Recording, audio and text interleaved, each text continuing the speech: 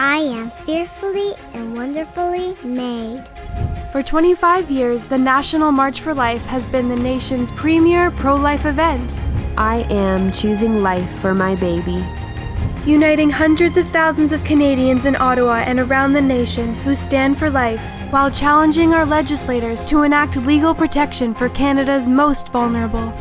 I am deserving of assisted living, not assisted death. On May 12th, Canadians will gather peacefully on Parliament Hill for a rally and march through the streets of Ottawa in defense of life at all stages. I am deserving of care until my natural end. The National March for Life. I am. I am. I am. I am. Because existence is always enough.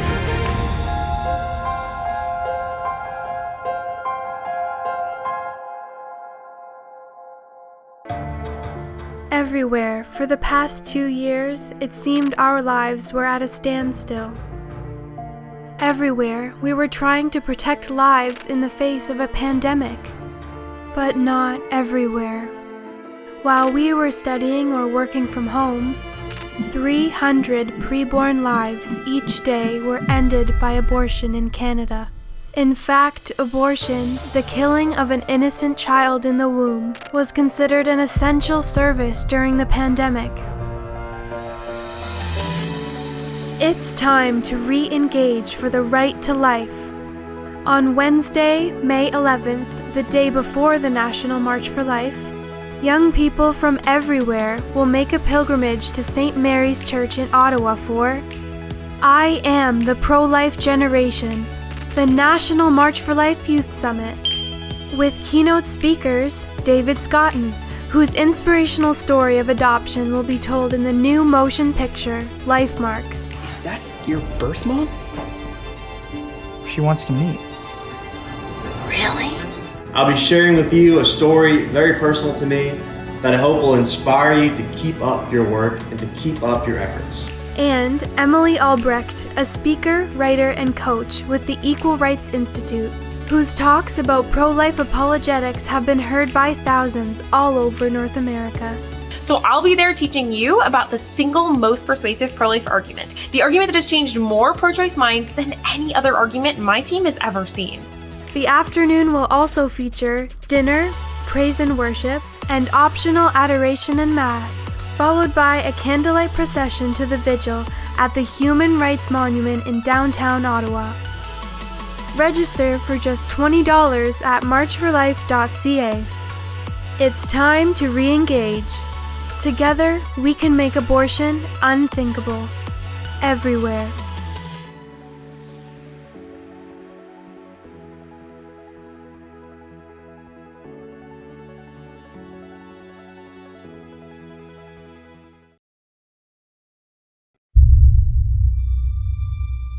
The government came to us and they said, you have to start killing your patients.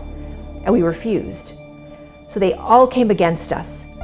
This is really about causing the death of somebody at a vulnerable time of their life. That's what euthanasia is about.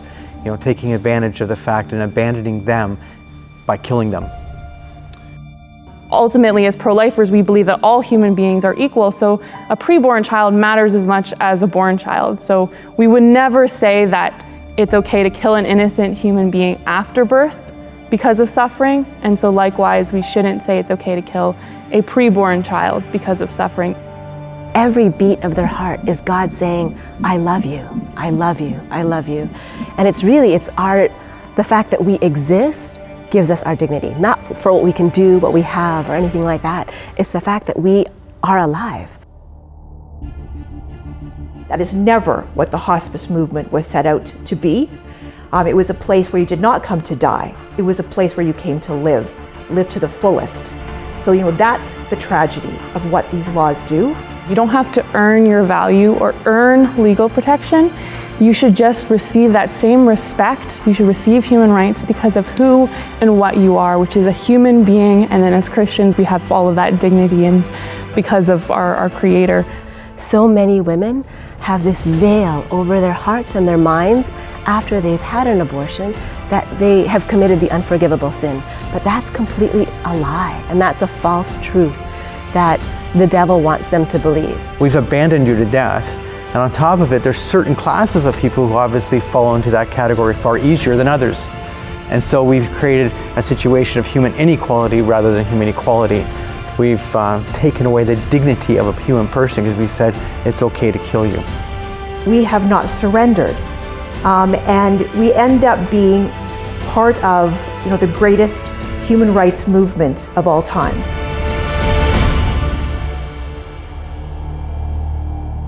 Hello everyone, my name is Kevin Dunn, filmmaker and pro-life speaker. I'm pleased to be moderating this panel discussion. I am Standing for Life, National Pro-Life Roundtable, a presentation of the National March for Life.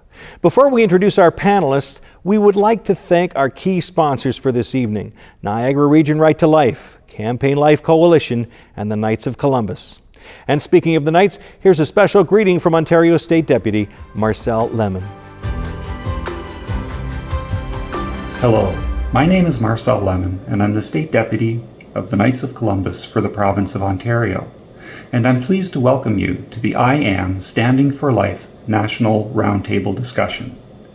The Knights of Columbus in Ontario have been supporters and organizers of the National March for Life in Ottawa for many years, and we support pro-life causes from conception to natural death.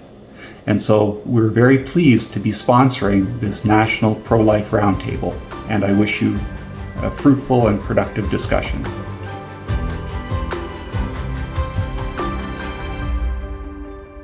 Tonight we're going to tackle the two key social justice issues of our time, abortion and euthanasia, the destruction of life, which now threatens life at all stages here in Canada.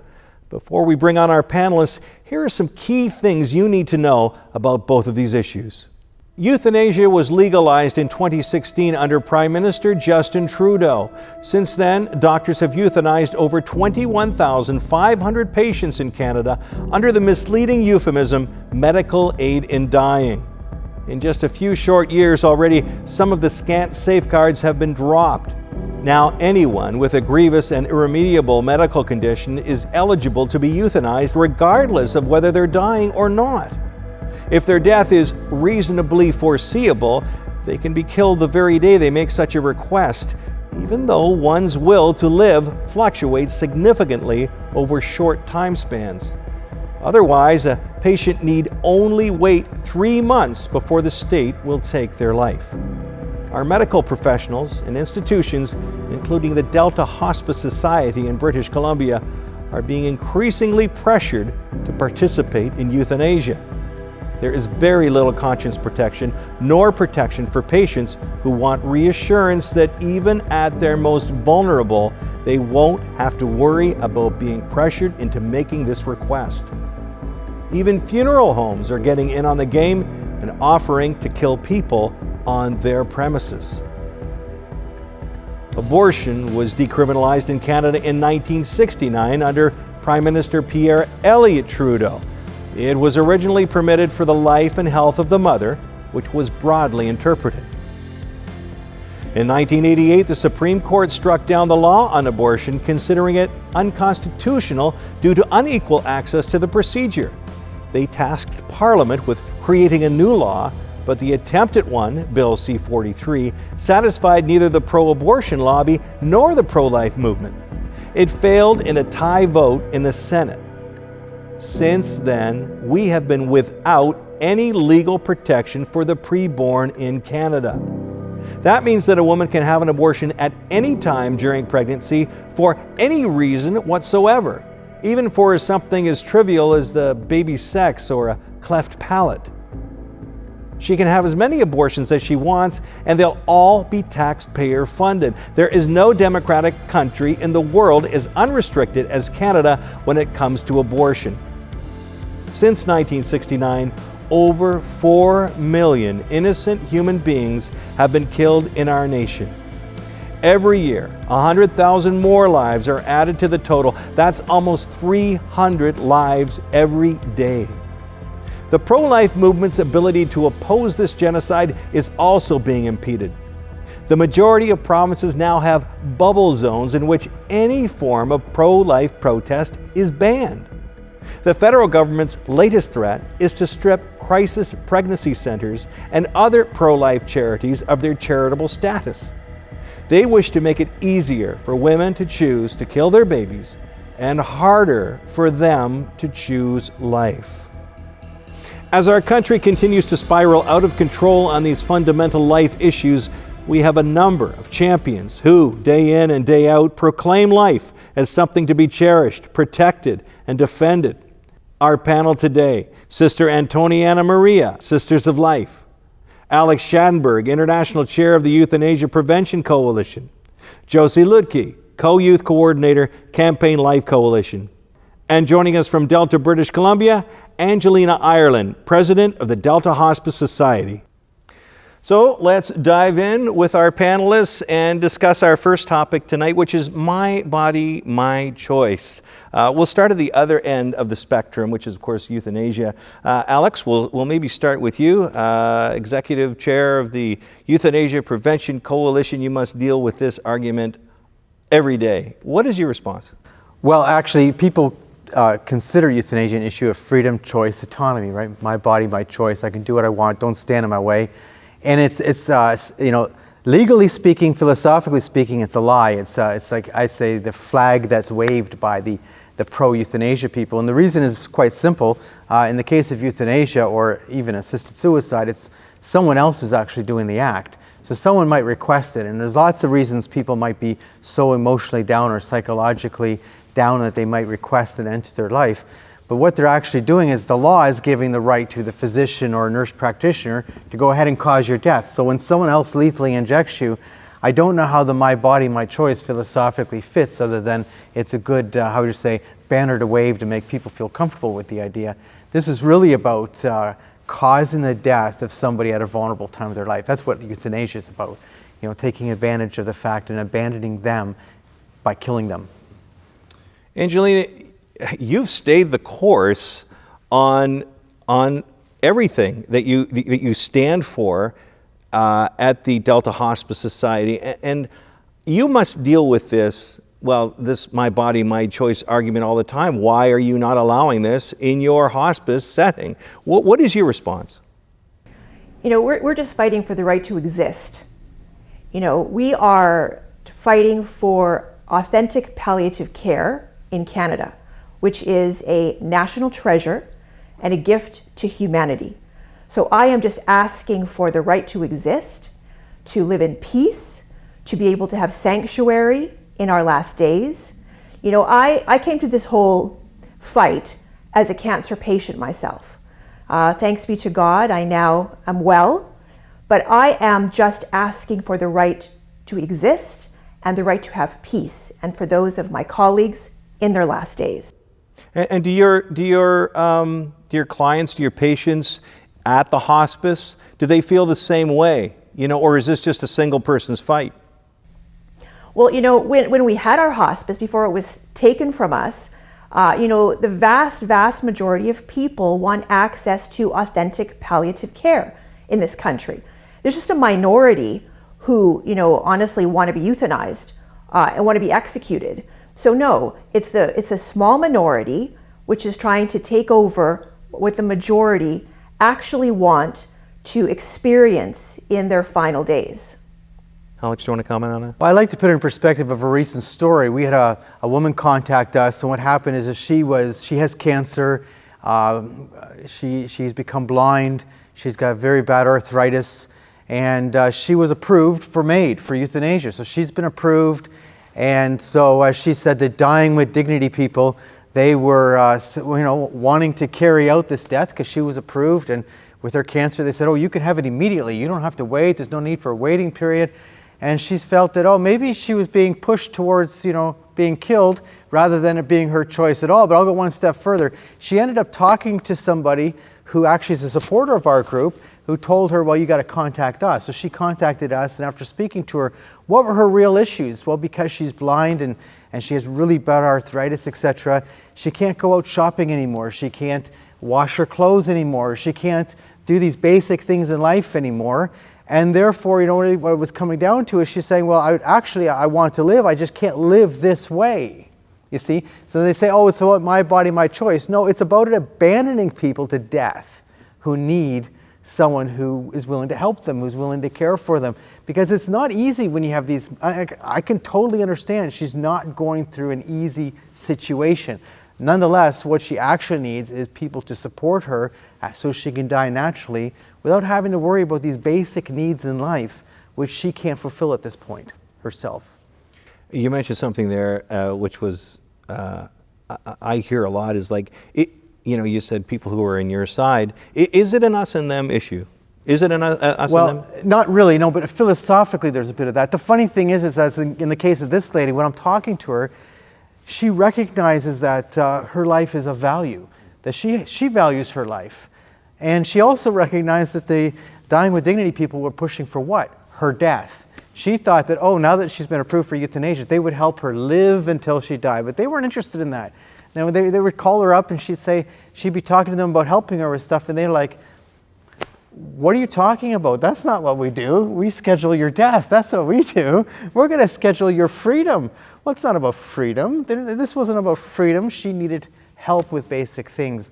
And so once you started, organizing that for her and saying, well, that's possible. No, that can be done.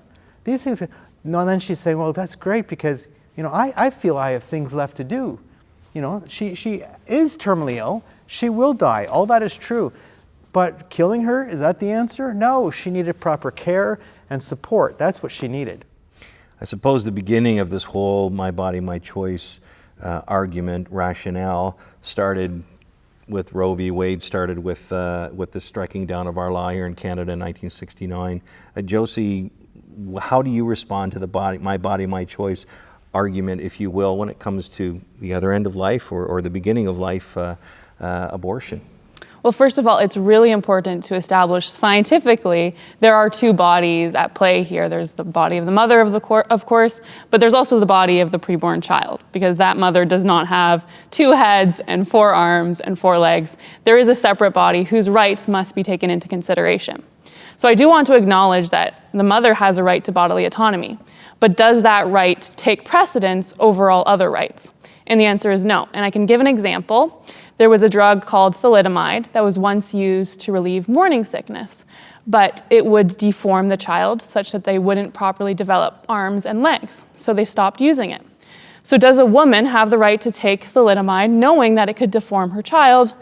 No, of course not. Even though she has this right to bodily autonomy, this child also has rights that need to be taken into consideration. And so if it's wrong to deform a child, certainly it would be wrong to deprive this child of a future altogether, as abortion does. So the right to life takes precedence before the right to bodily autonomy. Furthermore, parents have obligations to their children. They have responsibilities. So a parent who's charged with neglect because they decide to lie in bed all day rather than feed their toddler, they are not going to be able to use the excuse, my body, my choice, in front of a judge. The judge would laugh at them. So similarly with pregnancy, even though it's, I think, much more intimate, it's 9 months long, it can be very burdensome, but the parent still has an obligation to provide for the basic needs of that child, and certainly that parent can't kill that innocent human being. So my body, my choice is a very attractive slogan, but ultimately it doesn't fly when we're talking about pregnancy or any situation where a parent needs to care for his or her offspring. Sister, let's talk about this practically. You pick up the phone every day or get an email or however you're contacted. This must play in to what you do on a regular basis in assisting women in crisis pregnancies. How does it play out? How are you able to lovingly speak about this, in the way that Josie did, but maybe more from a kind of a personal level? Mm-hmm, yeah. So as Sisters of Life, we have the privilege of really receiving women who are in a real crisis situation. And oftentimes, a pregnancy is an experience of a complete crisis for them. So the first thing that we do as sisters is we listen. And just to be able to listen to her fears, her dreams, her hopes, her shattered dreams, and then for her to be able to be received in love and for us to reflect back to her her strength, her goodness, her beauty. And when she can experience herself to be understood and loved, immediately her heart turns towards her child. So our experience is to love the mothers so the mothers can be good mothers to their children. And so that's, so the experience of my body, my choice, that sort of slogan kind of pales in comparison to the experience of a woman experiencing herself as beautiful, good, strong, believed in. And then immediately she knows she's pregnant. It's not a foreign concept to her. So just a quick example, a woman called us, she's a university student, and being pressured to have an abortion by her parents as well as the father of the baby. And we listened to her for about 2.5 hours. And after she experienced herself to be understood and known and believed in, she's like, I'm gonna rock this pregnancy. I'm gonna have this baby. And so last September, she gave birth to a beautiful baby boy, and she's finishing up her university degree, and she's a great mother. Yeah, I mean, you hit on a really, really powerful point there, that point of empowerment. And you don't really hear about, you certainly hear about it from the other side, if you will. Oh, this abortion is women empowerment. But you're saying it's something completely different, that the empowerment comes from the dignity that you provide. I'd like both of you to share on that. Maybe I'll throw it over to you, Josie, when it comes to how would you respond that this type of attitude is empowerment of women? Well, I love how Sister described that, that she provided support, but also reaffirmed that, you know, women are more powerful than, unfortunately, the pro-choice movement portrays them to be. And what I really don't like about the slogan, "My body, my choice," it makes it sound like the entire responsibility for pregnancy lies on the woman's shoulders. So if she chooses to give birth, then all of the responsibilities that come with that, she's gonna have to take on herself, and that can be really intimidating, especially when it's a crisis pregnancy. And again, I acknowledge that 9 months, like pregnancy, can be very physically, emotionally, spiritually exhausting. I still think that is the correct option every woman should choose, but also I think that there's a responsibility that society has in aiding her through that pregnancy. I think that the phrase, "it takes a village to raise a child," it kind of downplays the role of the family, but there is some truth to it in the sense that there is a lot of work involved in child rearing, and this is such important work that our society really should be involved in supporting a woman from the moment that she finds out that she's pregnant until, you know, that child is full-grown adult, sort of thing. Sister, I'll give you the last word on this. That moment must be very rewarding for you in your ministry when that heart all of a sudden, boom, goes from the fear of the future to empowerment, that I can do this. Mm-hmm, yeah, and actually, yes, that is such a powerful moment for us when her heart turns towards life for herself and for her child. And that turn of the heart really involves, like you were saying, a village. It takes a village to raise a child. We have thousands of co-workers of life who are volunteers that join us in this life-saving mission. And when they experience that they have people around them that can give them housing, that can offer them a job, that can have childcare, that can bring meals to them after they give birth, all these fears, these practical ways that people can surround a woman and say, "We believe in you. You can do this, and we're going to walk with you every step of the way." And that's such a powerful gift to receive and to witness in the heart of every woman. And isn't that the way, when we point our concerns, our fears, our future upwards, and we leave it in His hands, as opposed to trying to figure things out for ourselves in dealing with all of these things. So well put, Sister. We'll move on to the next, I guess, argument, if you will, the end the suffering argument. We hear so much about why don't we just end the suffering? And really, it's so much deeper than that. Alex, let's start with you on the other end of life, on euthanasia. When you hear that rationale, why don't we just end the suffering? Well, what is your response? Okay, so suffering is a reality, and there's a lot of conditions that people go through which are very difficult, and that they want to escape that, and that's why euthanasia is sold to them as a way to end suffering. So they're, I'm being accused of, I want people to suffer or something, which is of course the last thing I'm interested in. I'm not interested in anybody suffering. Then there's the other side of the issue of suffering. I'm going to deal with that quickly right now, which is the whole issue of the spiritual suffering. And a lot of people will suggest, we have to accept our sufferings, but that's a personal thing people have to be willing to do. And it has, and there is a reality that if we accept our sufferings, that is of how would you say, a strengthening benefit. And, it's an empowering thing if we can do that, but it's not easy, and that's an individual thing that people have to be willing or not willing to do. But the whole question of suffering, for the most part, is one that's being played on to create fear. So the euthanasia lobby goes on and on and on and on, and they have their stories, and they're constantly reiterating these stories of people who were suffering in order to promote euthanasia. So a lot of people who die by euthanasia or ask for euthanasia and get approved for euthanasia, it's not because they're actually suffering, it's because they have fear of suffering. And we see that in the data.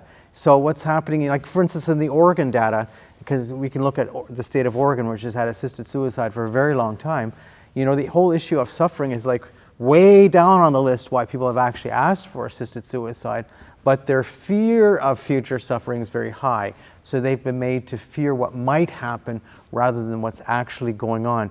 And we can deal with suffering, but the biggest thing about suffering is how I care for you. It's one thing to experience human difficulty and to have a lot of supports and be able to get through that, because there's certainly medications or certainly things we can do to mitigate suffering in a medical sense, but also in a psychological, social, spiritual sense. There's great things we can do. Being with someone, helping them through that time is fundamental, okay? And because the reality we know is suffering alone. Now, suffering alone, for someone who actually is truly suffering alone is a very hard thing for the human person to go through. And you can see how they might lose hope and lose meaning and feel their life lacks value, purpose, and want to end it all when they're experiencing that.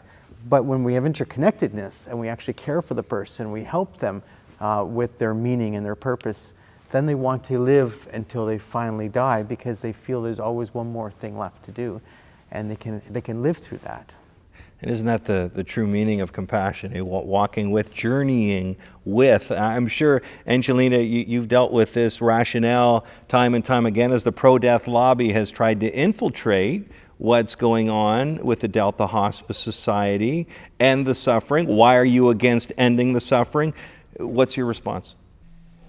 Yeah, we need to recognize that palliative care is an expert medical discipline that recognizes all aspects of pain. It recognizes the physical, psychological, spiritual, and over the last 50 years has developed all kinds of programs, all kinds of protocols in which to deal with physical pain, expert pain management, psychological issues that arise, and spiritual issues. And we know that, the reasons why people are now choosing euthanasia is not because they're in physical pain. It's because of things like they don't want to be alone, there's loneliness, they don't want to be a burden, they're anxious, they're depressed. These are mental health issues. So are, these euthanasia activists suggesting now that we're just going to kill people who are in, a mental health crisis? And we say absolutely not. Palliative care is one of the ways that we can do tremendous amount of good for people who are suffering psychologically, spiritually, and physically. And that's why, we're so adamant that we have the tools, and if we're not allowed to use the tools, that we're abdicating our responsibility to humanity. There's a whole side of this too that we think about the other end of life, but it's not just the other end of life when it comes to elderly or seniors. It's now creeping into end the suffering of anyone. That's right. Who may be in a depressed state. They will argue their safeguards, but are we being too hyperbolic about this whole thing? Or is it really getting to that point where, it's not just affecting people who are seniors, but also people who may be depressed, young people? Right. Well, that's exactly it, Kevin. So when the law was first legalized in 2016, it was sold to Canadians that would be for, people who are dying and end of life, and they say, they talked about the very few who would actually access the law because it would be, an outlet for those very few cases, and in fact, it hasn't happened that way at all. There's been many, many deaths. And now in last year, we expanded the law, our country expanded the law through Bill C-7. Now we allow euthanasia for mental illness, and now they're discussing euthanasia for children, putting in your power of attorney, etc. But the biggest thing to me, Kevin, is this whole lie about what this is all about. Because when I'm talking to people, and now in the last few years, I've had the opportunity, sadly, to speak to quite a few people who had either been approved for euthanasia or a wife or a close family member calling me because their husband or their whoever has been approved for euthanasia. And when we get down to talking about this, it's usually that this person has come so emotionally distraught by their situation. They're dealing with a difficult time. They are going through what you would call, I guess these are sort of like end-of-life issues, and they're trying to get away from their fears. And what they're coming to the point is they're saying, I have no more meaning. I have no feeling of hope. I've lost my purpose. And so this becomes really an existential question for them, where they feel that they have no reason to continue living. And when I look at that and I start talking to people, what is my goal then? Well, because this is a greater type of suffering, actually. It's a suffering of, I feel my life has no meaning or purpose, right? That's a totally different issue than physical suffering per se. And what I try and do is I'm talking to people about how to find those little meanings, those little purposes, those little goals that we can establish. If someone's actually going to die, if they're actually dying and they're on their trajectory of dying, and of course, some of these cases we're talking about now, of course, now they're not actually dying at all, but nonetheless, then you need a time to sort of come to grips with all these things in order to accept that natural death is truly a healing and closure for you, and that's the goal, and that's the better way. It's that whole idea of finding something to live for. Angelina, you must come across this so often in hospice setting, where giving people that goal, that what can we live for, even if it's a day or a week or a month, that life is worth living for every moment that we're granted on this earth. How do you see that? How do you respond to that? Do you have an anecdote or something that comes to mind when you hear that what Alex was just speaking about? Yeah, there's tremendous different reasons that people have to want to carry on and to live life to its fullest every day. People want to have reconciliation. There's business that they feel that they need to do before they say goodbye. And the most tragic thing is that there is a lot of anxiety and depression sometimes when people come to a hospice. But with the current laws, their worst day becomes their last day. And that is not something that, family members, people who care about other people, want for people to experience. And one of the most tragic things about this law now is that, a day that a person comes into a hospice, they can get killed. So the hospice movement is being destroyed, and it could very easily just become a revolving door of death. That is never what the hospice movement was set out to be. It was a place where you did not come to die. It was a place where you came to live to the fullest. So, that's the tragedy of what these laws do, and that's what we fight within palliative care by never accepting that euthanasia is part of our medical discipline.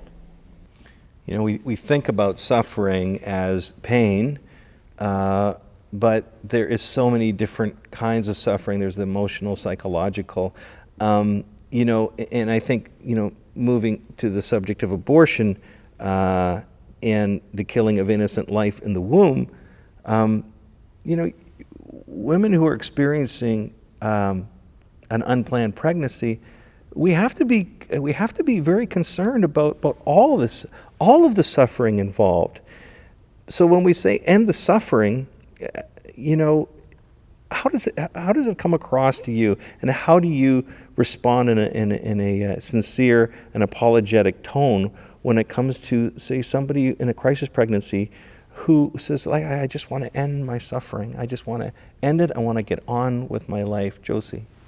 I mean, sadly, I think that if you live long enough, all of us can personally relate to that desire, especially when you're in the midst of the worst of the suffering. You know, it doesn't matter what option is presented to you, you'll take it if it means an out. So just as Alex said, just as Angelina said, nobody wants anyone else to suffer. And we should, again, as a society, do what we can to relieve suffering. Unfortunately, as Alex also acknowledged, suffering can be a reality. So with any pregnancy, I think it's difficult, let alone a crisis pregnancy that can involve physical, emotional, and spiritual suffering. So I completely understand a woman's desire to have an abortion, to relieve that suffering. Obviously, that desire is mistaken in thinking that abortion will actually relieve her pain. But I also understand if she wants to spare her child from what she'll perceive to be a hard life. The question we must come back to is, what is the proper response to suffering? And it's to kill the suffering and not the sufferer, which can also apply to the preborn child. So with a woman in a crisis pregnancy, you know, if it's a crisis because she's in poverty or because she has an abusive husband, abortion is not actually going to solve those problems. You know, a poor woman will still be poor after she has the abortion. She'll still have an abusive husband after she has the abortion. You're not actually addressing those root problems. Furthermore, we would never say that killing is a solution if she had a born child. So if she had a toddler and she was, you know, in a state where she didn't have the financial resources to raise that child, we wouldn't say, oh, it's fine to kill your 2-year-old. So likewise, just as we wouldn't say it's okay to kill a born child, even if that parent is suffering, we can't say that it's okay to kill a preborn child, even if their parent is suffering. Ultimately, as pro-lifers, we believe that all human beings are equal, so a preborn child matters as much as a born child. So we would never say that it's okay to kill an innocent human being after birth because of suffering, and so likewise, we shouldn't say it's okay to kill a preborn child because of suffering, even though we, again, fully acknowledge the severity of a lot of these circumstances that women are facing. And Sister, in the work that you do with the Sisters of Life, you see suffering even after an abortion and have to deal with the fallout of the suffering, of the emotional suffering in post-abortive circumstances. Can you speak to your experience in that regard with people who are suffering after an abortion? Absolutely, yeah. We just have the incredible privilege of journeying with women who are seeking hope and healing after abortion. So many women have this veil over their hearts and their minds after they've had an abortion that they have committed the unforgivable sin. But that's completely a lie, and that's a false truth that the devil wants them to believe. And so we have the joy and the privilege of pulling back the veil and letting them experience God's healing and forgiveness. And so many of the women, hundreds of them that we've journeyed and accompanied with after abortion, they tell us the suffering, the emotional, the physical, the psychological, the spiritual suffering that they have experienced after abortion, that if they had a choice, if they could go back, that they would not have chosen abortion because the suffering after abortion was so great. And then as sisters, we have really, we feel like we're ambassadors of mercy, really walking with them towards hope and healing after that.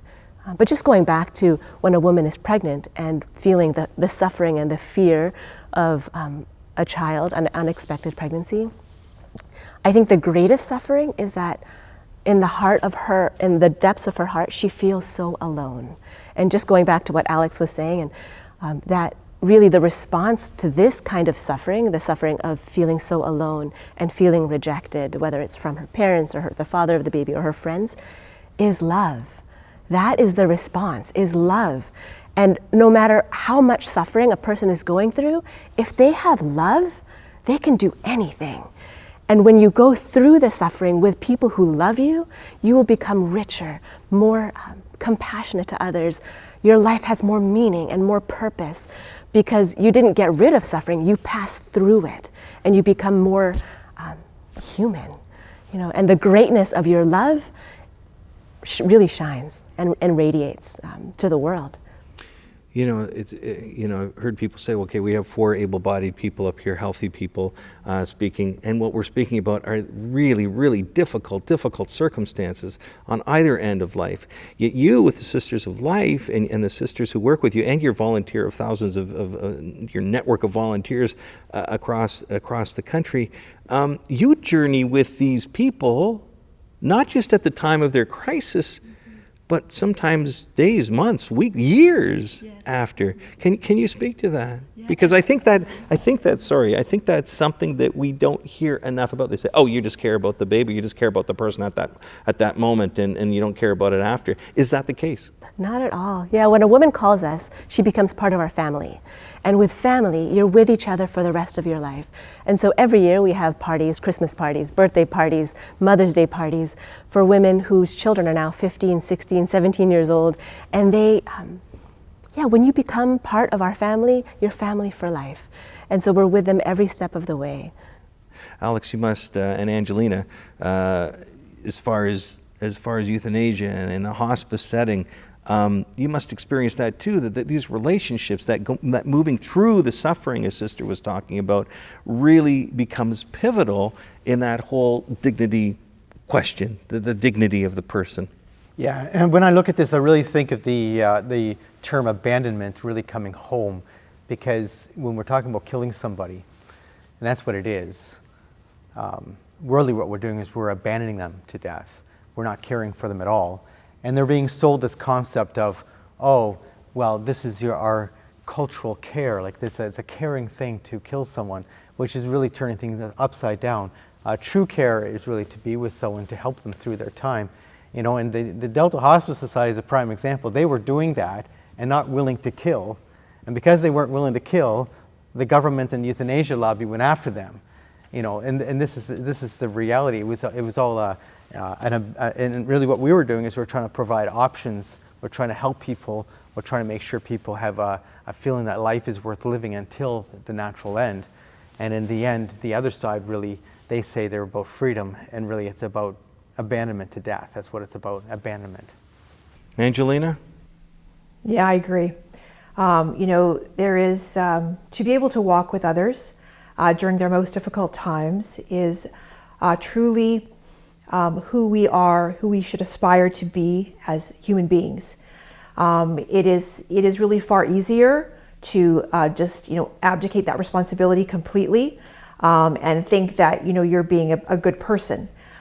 You are nothing but a coward when that is your decision to just kill people. It's easier. I know for the government it's certainly cheaper. It is honestly the most important thing you can do is to walk with another individual during their last days, to give them love, to give them hope, to give them compassion. That is what humanity is, and that is what we have very proudly and with complete sacrifice have done, and we will continue to do, because that is what it is, to actually love your neighbor. I loved what you said there about true humanity, about the whole idea of being compassionate towards each other. That is the heart of humanity. Journeying with, being with, loving, as you spoke so well about, Alex.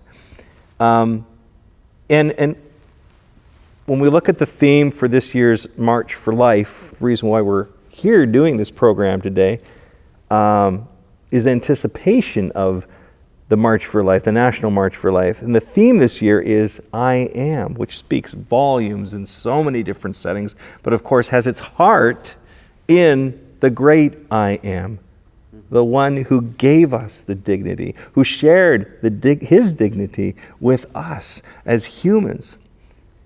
I am worthy. I am worthy of assistance. I am fearfully and wonderfully made. Has so many connotations, so many biblical connotations, and that whole idea of the dignity of the person. Sister Antoniana, I am. How does that speak to you in your ministry? I am, when you hear those words. When I hear the words I am, it brings me right back to Scripture. Brings me back to Jesus, who says, I am the way, the truth, and the life. And then when we think of our dignity rests in the fact that we are made in God's image and likeness. And so every human person, when we have a heartbeat, that means, oftentimes when I give talks to people, I ask them to check their pulse. And every beat of their heart is God saying, I love you, I love you, I love you. And it's the fact that we exist gives us our dignity, not for what we can do, what we have, or anything like that. It's the fact that we are alive.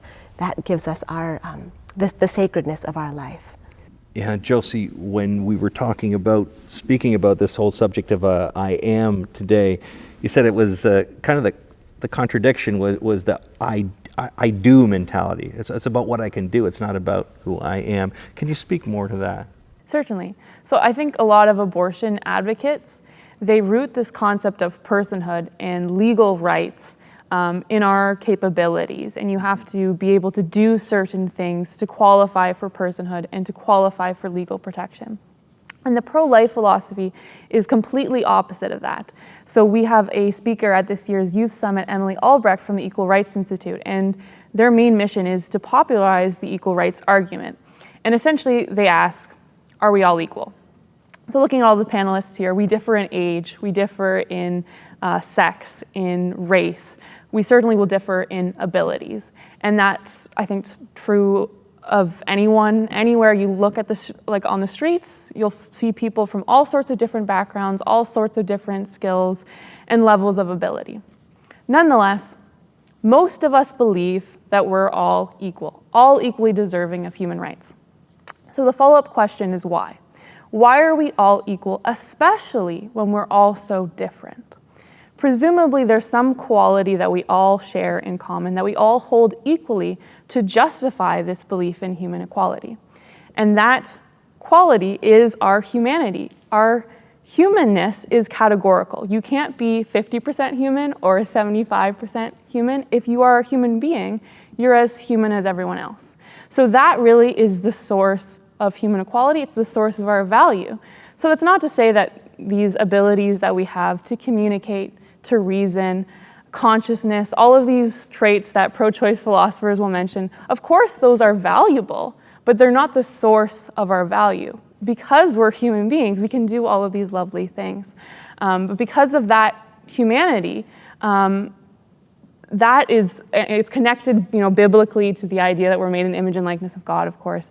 But even secular people can understand that concept of human dignity. And that's what really I am is getting at, as Sister Antoniana was talking about. It's not about what you can do. You don't have to earn your value or earn legal protection. You should just receive that same respect. You should receive human rights because of who and what you are, which is a human being. And then as Christians, we know that as a human being, we have all of that dignity and because of our Creator. So I think really, again, it's shifting the idea of value away from our abilities, our level of development, because that's going to vary from person to person. It's going to vary throughout our own lifetimes. That doesn't mean our value changes too. It doesn't mean that some people are more valuable than others, because it really just comes back to our humanity. And if you don't understand that human rights have to apply to all human beings, then you're not subscribing to the concept of human rights anymore, and it really just comes back to this philosophy of might makes right, which I think we want to reject. Human rights. Angelina, is that what you're fighting for, human rights, in your work with Delta Hospice? Yeah, when I started to be involved with the Delta Hospice Society, I came in as a patient. I came as a cancer patient, and then became a cancer survivor. And I wanted to do good. I wanted to give back. And somewhere along the line, the whole world changed. And the work that we wanted to do was considered to be unacceptable. We went from being helpers, volunteers, to this moment where we're thrown onto the front lines of a war against humanity, and we have become warriors. We have not surrendered. And we end up being part of, the greatest human rights movement of all time. So what we were just people, naive people, and what we have become is people that will stand and not surrender and fight for the sanctity of life. Alex, is I am the fight for the dignity of the human person the greatest battle that we're facing these days? What does I am say to you in that regard? I think that Angelina is absolutely correct, and I go one step into this saying also it's also about human equality, because Peter Singer, who sadly is possibly the world's most prominent philosopher of our day, he would define your humanness based on your cognitive ability or your abilities, as was referred to by Josie, and so therefore I see that point of view as very discriminatory, because it's saying you're only human if you have these abilities. If you don't have these abilities, then you're not human. You're not a person, you're not human, you're not worth protecting, and we can end your life because it's okay. And so then the whole concept of human equality is fundamental. So the issue of euthanasia, I actually, it really hit home to me many, many years ago when I was much, much, much younger with the whole Tracy Latimer issue. Tracy Latimer was 11 years old, had significant cerebral palsy, and her dad killed her in the cab of his truck by gassing her to death. And then he said that this was a situation where he had to do this. But Tracy's human equality meant that she was worth protecting. She was worth caring for. She was worth treating with human equality in the same way as all people, either with disabilities or abilities, whether they be elderly, young, unborn. It doesn't matter. We're all equal. We have human equality. We have human dignity. And by treating us that way, then suddenly all of us are on the same spectrum together, whether we're wealthy or poor, whether we're filmmakers or just euthanasia opposers. It doesn't matter. We're equal and we have importance. And I think that's fundamental. Yeah, but what really drives me crazy about that situation of Latimer is in those days we put him behind bars for what he did, and now in some cases he's being hailed as a champion. Right. And so how do you make sense of that? That's what actually got me involved, because yes, he was being convicted, and yes, it went to the Supreme Court and they upheld the conviction for killing his daughter. But at the same time, there were several polls that had been done at that time which said that more than 1/3 of Canadians thought that what Robert Latimer did was just fine, and that he should just be released and he should be treated as if he did the right thing. And there was, if more than 1/3 of Canadians thought that killing your disabled daughter was the right thing to do, then I knew we had a problem. That's a serious problem. And a lot of people would say, well, we're not really like that. And if you think about it, it's difficult to understand, but we have to look at history, what's happened in the past and what we're doing today, and realize that we're repeating history, maybe in a little different way, but we're still repeating history because we've determined that certain lives are not worth living. We've determined that it's okay for a doctor to decide to end a certain life. That's okay. Or a nurse practitioner or a nurse to end a certain life. And that's okay. And we've set up rules for doing that. Well, that means that, first of all, we've given a lack of equality, but we've given power to someone to kill you. We've abandoned you to death. And on top of it, there's certain classes of people who obviously fall into that category far easier than others.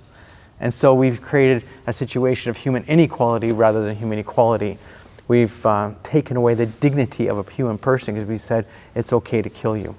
Society certainly continues to spiral out of control when it comes to these life issues, and you spoke so well there, Alex. I'd like to speak to that whole idea of where are we headed? Where are we going with both of these issues? These laws, these lack of laws in the case of abortion. Maybe we'll start with Angelina this time. You're dealing with these laws every single day. You're dealing with the pro-death society, the pro-death movement coming at you, not in a silent way, but in a very vocal way.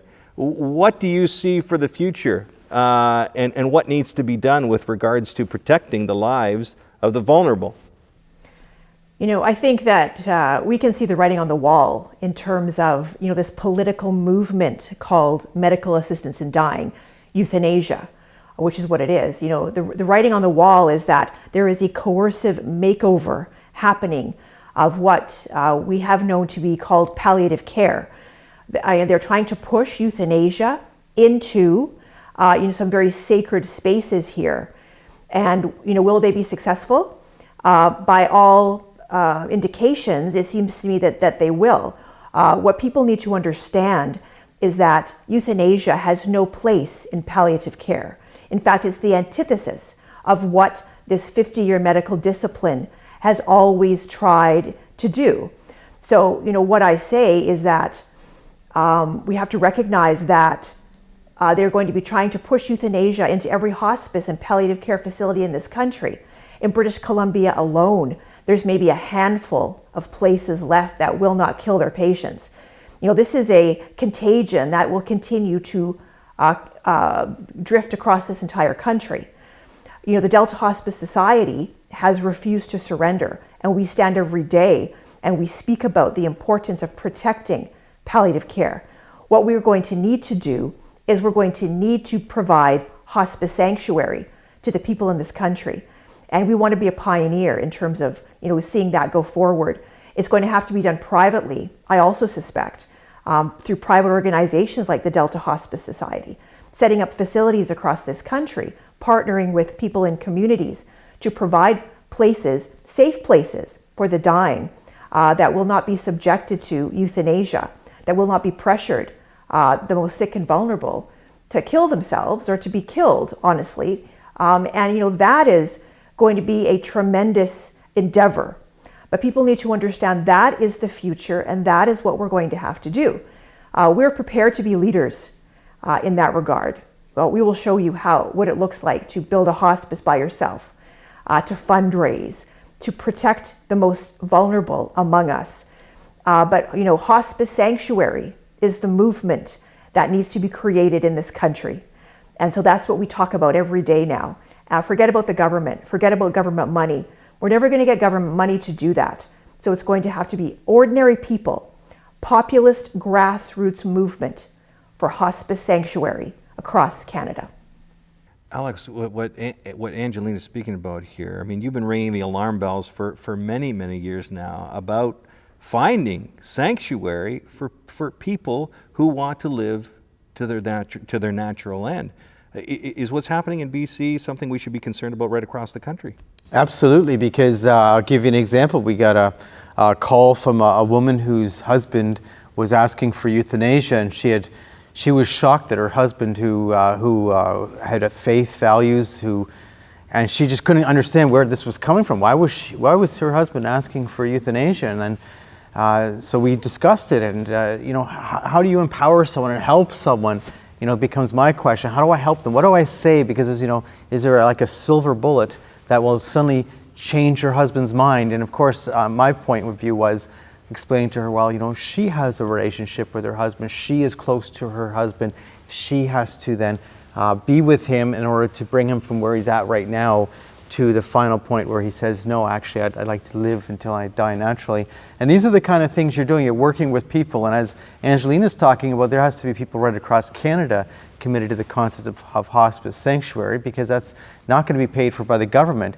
In fact, this man was in a hospice, the one husband who had been asking for euthanasia. And it was actually, in the end, it was one of the nurses in the middle of the night who spoke to him to help convince him that maybe this was the best idea for him. And this is the kind of thing that goes on when people are going through their vulnerabilities. But in our own country, what's going on right now is so we passed this Bill C-7 last year, which expanded euthanasia. And now we've got a government committee that's been established, and it's been given a fast timeline. So by June 23rd, it has to have a report out. So how much time are they actually going to seek true information? And they're looking at what? Child euthanasia. They're looking at euthanasia in that you can put in your advance directive. So you say in your advance directive, I'd like to have euthanasia if I become incompetent in some way. Now, the crazy thing about that is that when you become incompetent, what happens? You lose your right to say no, because the law says that, if you're incompetent, then we have to follow what your advance directive says. So let's say you've changed your mind. You have no right to change your mind if we put it in your advance directive. These are the kind of things they're talking about now. Euthanasia for people with mental illness. Well, that's already been passed in law. So now it's just implementing. And these are the directions they're going. But the one other thing that affects things is the whole thing of hospice sanctuary. The euthanasia lobby right now has started a campaign. They're going after denominational hospitals and denominational nursing homes, etc., and hospices, saying that they're using this concept that there should be a right that you not be transferred. So they're saying the problem is that we're forcing people to have to be transferred. So what's happening is, so let's say Kevin's in a Catholic hospital, and he asks for euthanasia. Well, the Catholic hospital won't do it, so then he has to request a transfer, so that he gets transferred then to the non-Catholic hospital where they would kill him. Well, they're saying that this problem of transfer, that's denying someone's rights. You have to transfer. So what they're actually saying is the denominational healthcare institutions will have to do the act, because the transfer is this terrible thing. And so they're actually trying to force it to one step further. They're trying to force it on people who want nothing to do with it. That's the big thing. And why are they doing that? Because they don't want anyone to have the right to say in the end that it's wrong to kill. You know, we're going to get to the hopeful part of this. I want to assure viewers that we are going to get to the hopeful part of this. I think hospice sanctuary is hopeful, but I know what you're saying. But definitely, hospice sanctuary. But there's a reality of what's going on today. Yes. Absolutely. So we will get to that, but we got to get to where we're headed, because it's not a good situation. People often will call me or email me, is it really as bad as they say in Canada? And I have to say, yes, it is. We need to step up to the plate, and we will get to that. But before we do, I'd like to throw it over to Josie to speak about what's on the horizon with regards to life issues on the side of abortion and abortion rights, if you will. Well, Kevin, I want to talk about two things. The first is that there is a transition from surgical abortions to chemical abortions that the pro-life movement is challenged to respond to. So the latest figure I've seen is that 1/3 of abortions in Canada now are chemical abortions. And that's, I think, going to increase. In the States, it's already over 50%. And that is in large part due to the pandemic. But we'll also see with Roe v. Wade, as states start to restrict abortion, a lot of abortions are going to become chemical there. And then here in Canada, there's a huge push to increase abortion access through chemical abortions. So those are going to happen earlier in pregnancy. You'll have fewer women actually going to hospitals or private abortion facilities to get an abortion, but they'll have the abortion in their home.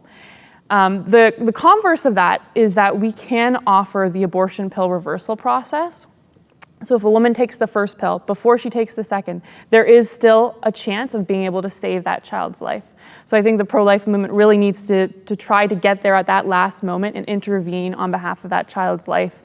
But because of these changes, I think the pro-life movement really needs to look at how it does activism and how to respond to this different form of abortion. And then the second thing I want to talk about is the Trudeau government is going after crisis pregnancy centers who provide life-saving care to the mother and the child, as Sister Antoniana has described. So these centers actually provide real choice to women who want to give birth and just need assistance to do so. So unfortunately, the Trudeau government has accused crisis pregnancy centers of dishonest counseling, and they want to strip these centers of their charitable status, and any pro-life charity of their charitable status. So I would really encourage everyone to be able to contact their MPs to ask them to stop this plan, and especially their pro-choice MPs, because again, this is about real choice. If an MP is saying, you know what, actually we don't want crisis pregnancy centers to exist, we want them to close their doors, then they're not a pro-choice politician, they're a pro-abortion politician, and they should be revealed to be that. Sister, like all of our other panelists here, they're not just speaking about it, they're living it every day. And you are living it every day. You're taking it into the present with every phone call, with every email, with every person you encounter. What do you see? Do you see trends? Do you see things happening? Do you see there's a new that we need a new way of looking at things when it comes to the future? What are your thoughts on that? Or is it just about the present? It's many things, but I think at the heart of it, at least for us as Sisters of Life, is that this movement is really a spiritual battle. And so as Sisters of Life, we are contemplative active. So we spend half of our day in prayer because we know that the demon of the culture of death can only be cast out by prayer and fasting, which is what our founder would say. And then from that prayer then flows everything else.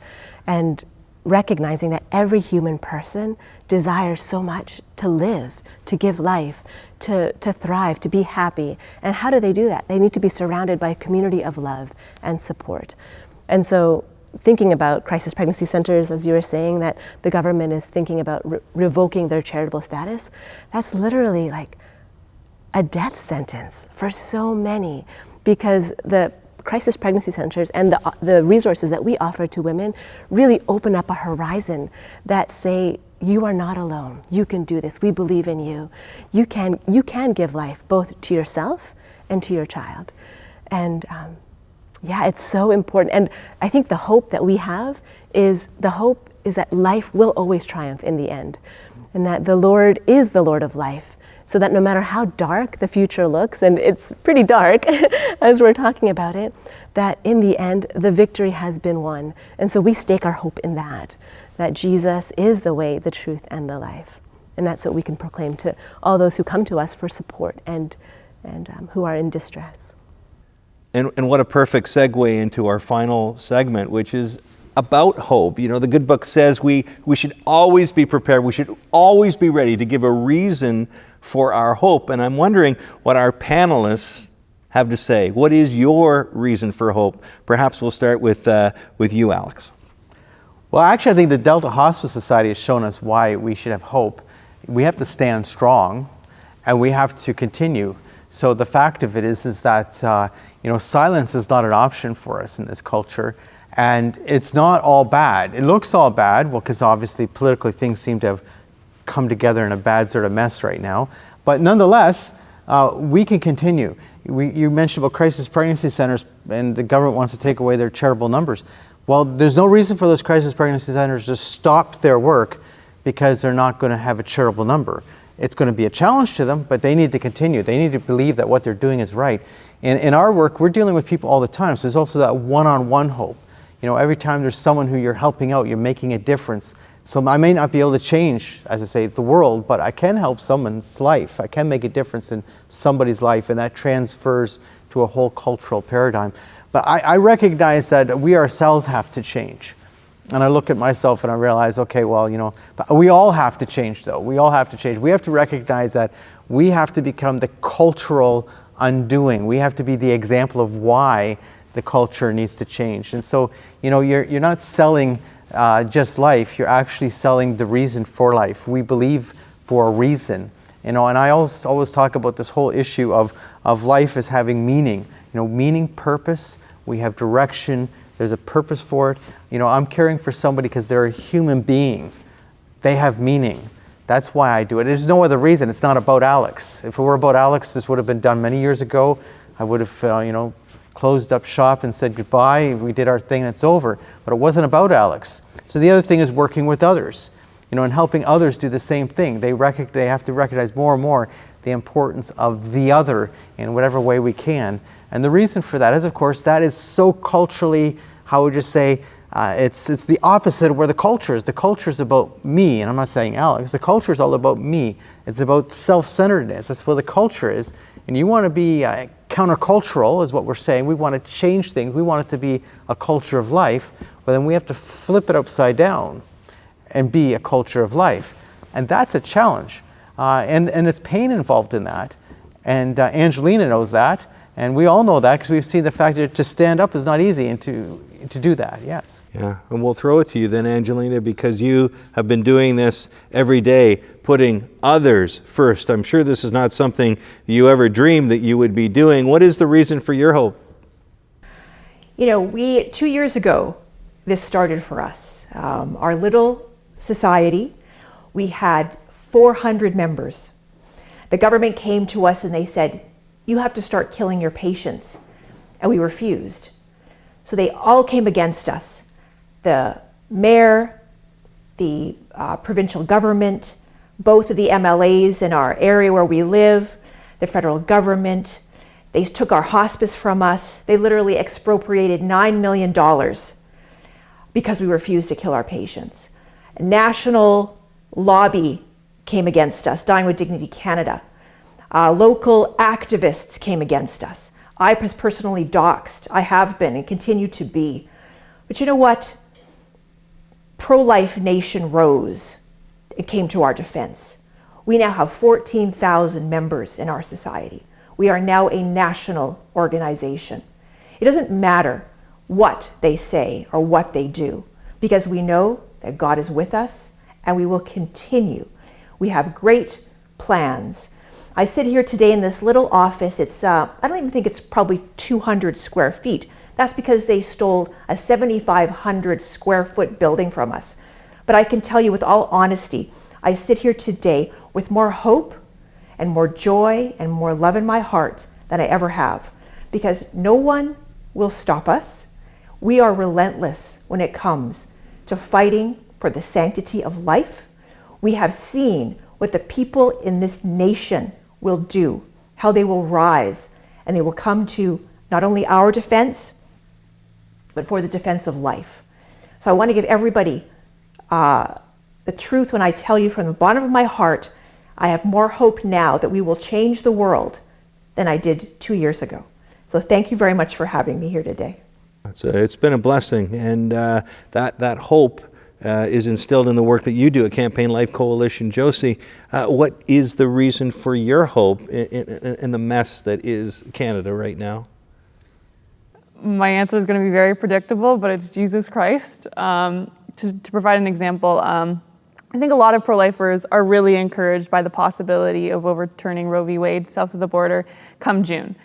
Certainly, I'm hopeful for that outcome. I'm hopeful that if Roe v. Wade is overturned, then we'll have a ripple effect here in Canada, and that will reignite the abortion debate here.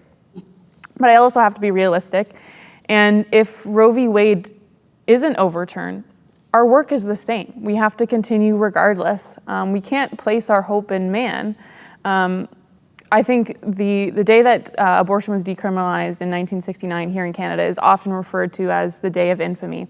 The real Day of Infamy was back when Adam and Eve chose their own will instead of God. So this battle between the culture of life and the culture of death, between good and evil, light and darkness, it's been going on for millennia. We have the privilege of doing this work today. The current iterations of this evil are abortion and euthanasia. And again, we must do our best to fight them. But we ourselves personally, we can't abolish sin altogether. So we just need to, as Sister Antoniana was talking about, to pray and to fast and every single day to recommit to doing God's will and to take solace in Easter and knowing that life is victorious. And so that's really what motivates me, because I think, just honestly speaking, Canada is probably one of the worst countries when it comes to life issues, so it can be really discouraging here. But our mission is the same as pro-lifers, no matter where you are in Canada. You just keep at it day by day. Jim Hughes, the President Emeritus of Campaign Life Coalition, that's what he did for decades. He's still doing today. And so, I take inspiration from pro-lifers like him who just, they don't necessarily always look at the big picture and start, being very anxious about how are we going to change all of these things. They just, look at what's at your feet, look at what's in front of you, and try to do your best that day. We know who wins. We know who wins. Sister, I'm gonna put you on the spot here to maybe end with a story of hope. Do you have a story that you deal day in, day out with stories of the lowest change to the height of joy, happiness, and empowerment? Give us a reason for our hope. Oh, there's so many reasons to hope, actually. And I think of so many stories, but one in particular, I'd like to go on the other end of life when, for the women that we journey with who have suffered after abortion, there's so many reasons of hope that God's mercy endures forever. So we host these days of prayer and healing for women who are journeying after abortion. And one of the women had suffered 60 years ago, but would go to Mass every Sunday and not receive Holy Communion and really feel like the Lord could not forgive her. But on this day of prayer and healing, she had the grace and the courage to go to confession for the first time. And that evening, she received Holy Communion. And she said to us, she felt like she was young again and that she could dance. And after her abortion, she felt like she was caught in a net. And every time she moved, it was darker and darker. But that day, the net was gone and she felt free for the first time in 60 years. And we know that that's it. Like, the hope is that no matter how dark the darkness is, there is always light. If we just turn our eyes to the Lord, who is our hope, in the Eucharist, in the sacraments, in confession, in the Mass, it's like He is our Lord, and He will be victorious. He is victorious. And so that's that's just such a joy for our hearts, literally watching the dead come to life again. And that's the greatest hope in our lives. Well, we pray one day, and through the work of all of our panelists and you at home who are on fire, that this net of death, this net of depression, of abandonment, will drop, and that we will all dance one day for joy because we are upholding the value of life from conception until natural death. Angelina, Ireland, in Delta Hospice Society, thank you so much for joining us. What a blessing it's been to have you with us today. And thanks to Todd, your cameraman out there too. Thank you very much. And Josie, thank you. God bless your work at Campaign Life Coalition. Good luck this week at the Youth Summit and at the March for Life. Everything that you're doing, God bless you and your work. Thanks, Kevin. Alex Schadenberg, you've been at it for a long, long time with the Euthanasia Prevention Coalition, and you're looking pretty good, I might say, too. So very kind. Yeah, very so kind. thanks for joining us, and God bless everyone at Euthanasia Prevention Coalition for your work. And Sister Antoniana, I've gotten to know you and the Sisters of Life a little deeper, a little more this year by the work that you do and a feature that you're going to see as part of the March for Life programming. Incredible work. Rest assured of all of our prayers for the work that you do and your network across Canada who assist you in assisting women with crisis pregnancy. So thank you very much. Thank you so much. And to all of you watching at home, we hope this presentation has not only enlightened you, but given you hope for the future. We hope you're planning on coming to Ottawa this week for all of the events leading up to the National March for Life and Rally on Thursday. The day previous, on Wednesday, we've got the Youth Summit featuring David Scotton and Emily Albrecht. Wednesday evening, the Candlelight Vigil for victims of abortion at the Human Rights Monument in downtown Ottawa. And of course, on Thursday, it's the rally and broadcast of the National March for Life in Ottawa and on EWTN. And on Thursday evening, it's the Rose Dinner with keynote speaker Seth Dillon of the Babylon Bee. I am fearfully and wonderfully made, and so are you. My name is Kevin Dunn. God bless you, and thanks for joining us.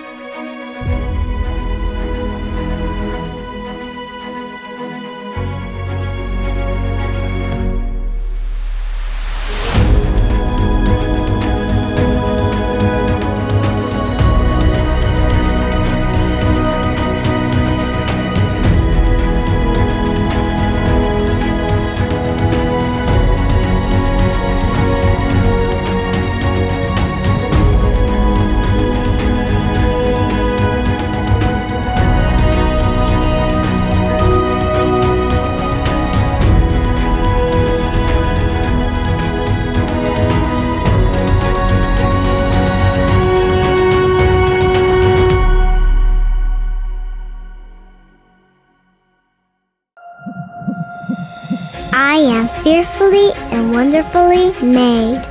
For 25 years, the National March for Life has been the nation's premier pro-life event. I am choosing life for my baby. Uniting hundreds of thousands of Canadians in Ottawa and around the nation who stand for life, while challenging our legislators to enact legal protection for Canada's most vulnerable. I am deserving of assisted living, not assisted death. On May 12th, Canadians will gather peacefully on Parliament Hill for a rally and march through the streets of Ottawa in defense of life at all stages. I am deserving of care until my natural end. The National March for Life. I am. I am. I am. I am. Because existence is always enough.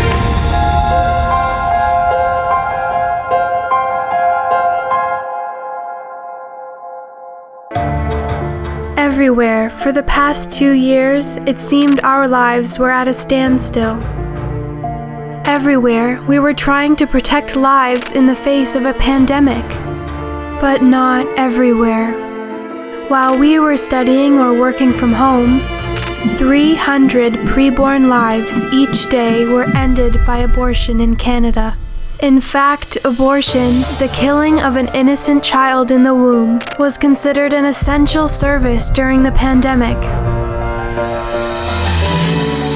It's time to re-engage for the right to life. On Wednesday, May 11th, the day before the National March for Life, young people from everywhere will make a pilgrimage to St. Mary's Church in Ottawa for I Am the Pro-Life Generation, the National March for Life Youth Summit, with keynote speakers David Scotton, whose inspirational story of adoption will be told in the new motion picture, Lifemark. Is that your birth mom? She wants to meet. Really? I'll be sharing with you a story very personal to me that I hope will inspire you to keep up your work and to keep up your efforts. And Emily Albrecht, a speaker, writer, and coach with the Equal Rights Institute, whose talks about pro-life apologetics have been heard by thousands all over North America. So I'll be there teaching you about the single most persuasive pro-life argument, the argument that has changed more pro-choice minds than any other argument my team has ever seen. The afternoon will also feature dinner, praise and worship, and optional adoration and mass, followed by a candlelight procession to the vigil at the Human Rights Monument in downtown Ottawa. Register for just $20 at marchforlife.ca. It's time to re-engage. Together, we can make abortion unthinkable. Everywhere.